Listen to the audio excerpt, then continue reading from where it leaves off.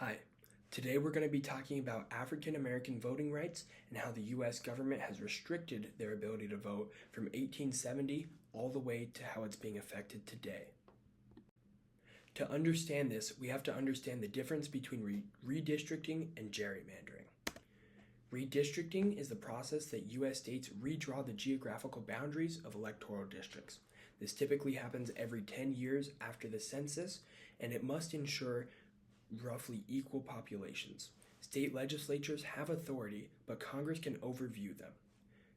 Gerrymandering is the strategic drawing of districts to increase the likelihood of future electoral success for one or more parties. This is not allowed. This divides a group or isolates a group so that they can't form a majority or receive the representation that they are allotted. In the past, gerrymandering has been used especially against black voters. The first way that this is done is through vote dilution.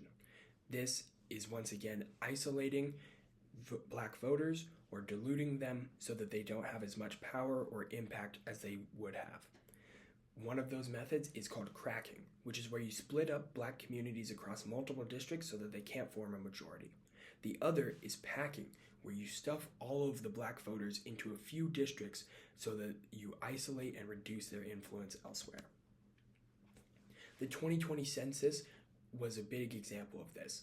They compared 2018 versus 2022 elections and saw that the redistricting led to sweeping changes in racial balance and was effectively the regression of African American voters, weakening their political power as compared to previous maps.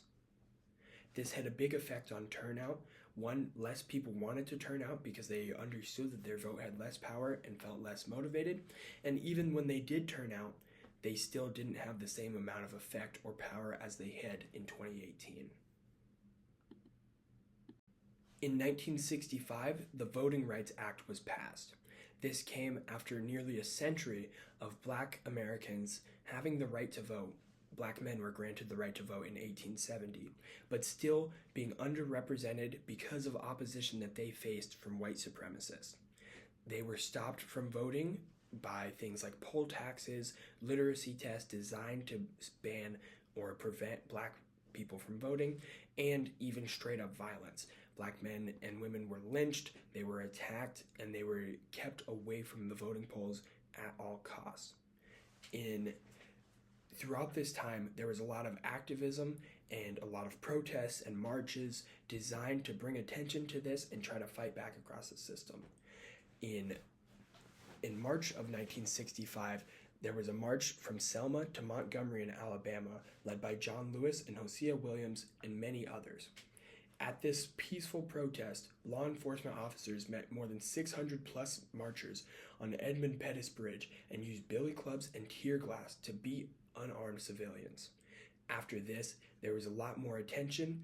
This was called Bloody Sunday. The media, after naming it that, wide produced photos of this, and there was a heightened focus of national attention into the voting rights of African Americans and the change that they need.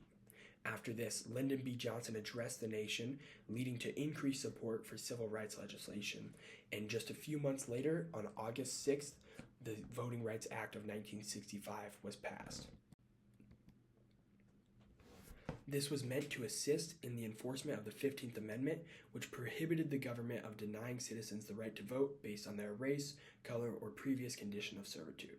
Now, this was in 1870. This is 95 years later that this act was passed, and finally something designed to help support and enforce the 15th Amendment. There was a nationwide prohibition against the denial or abridgment of the right to vote on literacy tests.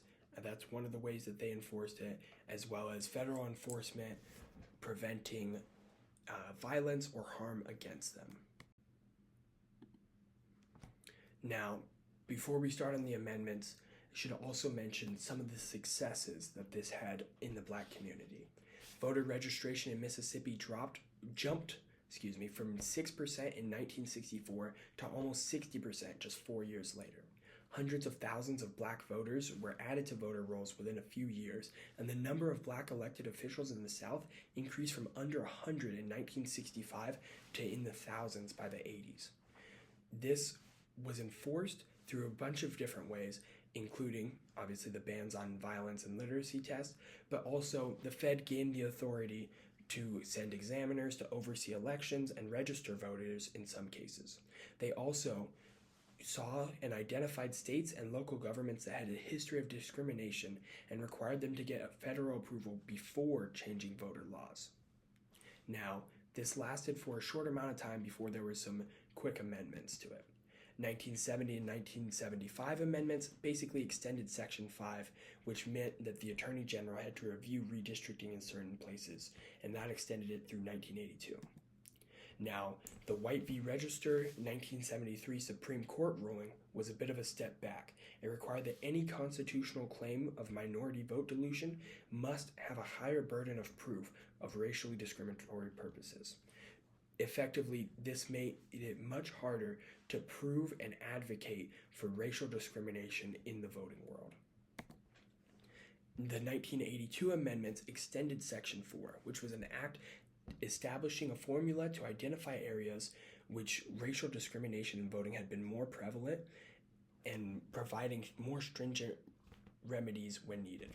One of the other provisions was that it guaranteed the right to vote for those who had limited English proficiency. So if you spoke a different language, you still had to be guaranteed the right to vote and provided a translator. This also meant that in places, a previous rule was changed, that in places where you completed the 6th grade at a public school where the primary language was something other than English, you could still vote. The previous rule banned that. This was especially important in Puerto Rico, where the most common language is not English. In 2013, this was ruled unconstitutional by the Shelby County v. Holder, but we'll get to that in a second. The 2006 amendments eliminated provisions for voting examiners, instead implementing voting observers, who were meant to protect the right to vote as opposed to denying people access or forcing people to prove their right to vote. Finally, the seesaw back and forth of upholding and striking down elements of the Voting Rights Act came to a head in the Shelby County v. Holder Supreme Court ruling in 2013. This was a 5-4 decision that ruled the Section 4's formula to determine federal preclearance, meaning identifying states or regions that had done racial gerrymandering in the past. They ruled that the formula to do that was unconstitutional and outdated. They didn't provide a solution to this, and that just meant that the formula was disbanded, and it gave states the ability to implement policies affecting new voter ID laws, changes to polling locations, and redistricting plans. After that, changes could only be challenged after they were implementing, meaning that a state could change the voter polls a month before the election and not face the consequences until after it had reached a court, oftentimes after the election. There is opposition to this. The John Lewis Voting Rights Advancement Act aims to recreate and modernize the preclearance system while also requiring nationwide preclearance for changes to redistricting and voting methods, so things like ID requirements or poll place closures. 10 variations of this John Lewis Voting Rights Advancement Act have been introduced since 2015, and it's even passed the House twice, but is yet to see success. Terry Sewell, who's a Democrat from Alabama, has sponsored 6 of those. Her district is called the Bible Belt, and this is an area that is often underrepresented despite its high black population. The final and most prevalent change that we've seen or challenge to the Voting Rights Act has been Louisiana versus Calias in 2026. That's ongoing right now. Just about a week ago, the Supreme Court made their official ruling. So, Louisiana is about a third black, but only one of its 6 congressional districts are majority black. A federal court ruled that this violated Section 2 of the Voting Rights Act and said that it was racially diluting their votes. Louisiana created a new map with 2 majority black districts to comply. The map was challenged by a plaintiff of private citizens who were majority white and reached the Supreme Court. The Supreme Court decided 6-3 to strike down Louisiana's new map as an unconstitutional racial gerrymander. They ruled Louisiana would have to redraw the map and effectively rendered Section 2 ineffective. This means that now anyone can redraw their maps involving racial bias and have a much easier time allowing that.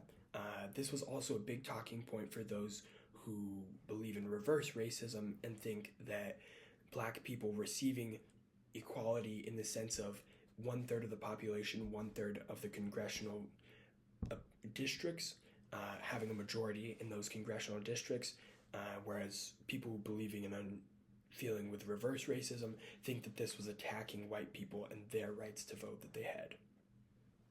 Now, the majority opinion was led by Justice Samuel Alito, who said allowing race to play any part in government decision-making represents a departure from the constitutional rule that applies in almost every other context. This is once again enforcing the reverse racism and reverse discrimination.